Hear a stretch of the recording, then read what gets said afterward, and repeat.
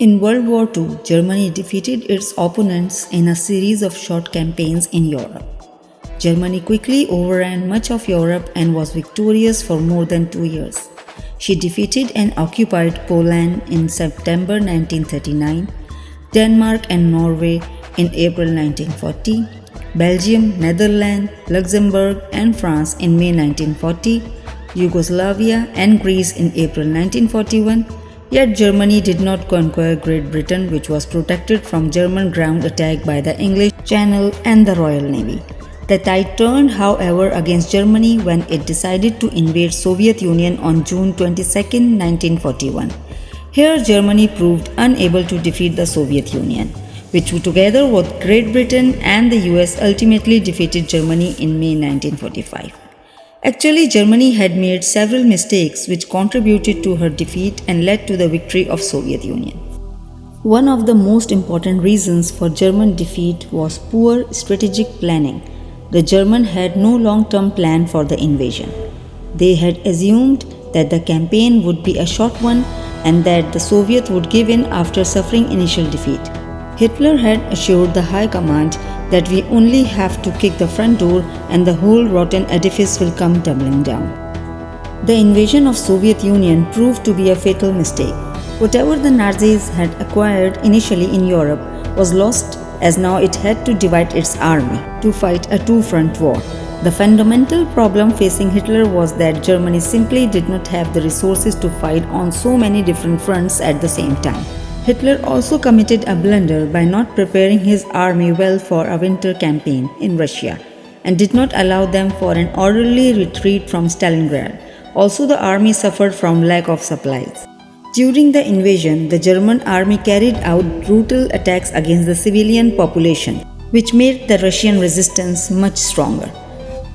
The supply lines of the German armed forces became hopelessly overstretched. They faced continual losses of aircraft and tanks that could not be replaced.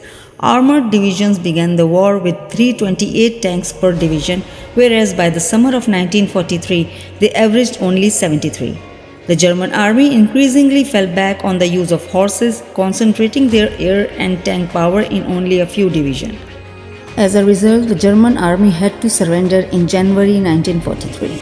Hitler also made a mistake by declaring war on USA on 11 September 1941. When Japanese bombed Pearl Harbor in December 7, 1941, Hitler saw the opportunity to attack American convoys without inhibition. He had believed that USA would remain focused in the Pacific fighting the Japanese. This did not happen.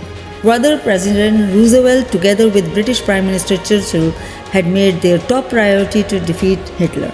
They carried out devastating bombing raids on Germany. On the other hand, Hitler was unable to attack USA directly as he had to bear the brunt of drainage of resources as Mussolini, his ally, proved to be incapable and was most of the time dependent on Hitler's support and resources. Another serious mistake by Hitler was to concentrate on producing V rockets when Germany could have been developing jet aircraft, which might have restored German air superiority and weakened the Allied bombing campaigns of 1944 and 45. Germany increasingly suffered shortage of war materials as the war continued, particularly in rubber, coal, nickel, and after mid-1944, oil. Although military production continued, but it faced crisis due to shortage of labor. Also, women were not employed in munition factories until late in the war. Now we will focus on the factors which ultimately led to the victory of the Soviet Union against Germany. Russia regarded the war with Germany as the patriotic war. The atrocities committed by Germans to the civilians had united the Russians against them. Stalin had fully utilized Russian population in the name of Mother Russia, and this strategy gave Russia an upper hand in defeating German army in the war. The Soviets had undergone a program of modernization. Soviet's army structure was reorganized to include a much greater reliance on tanks and artillery. The Air Force was also reformed. Now fighter bombers and ground attack aircrafts were put together to form a concentrated air striking force, centrally coordinated using radio communication so that it could give effective support to ground troops.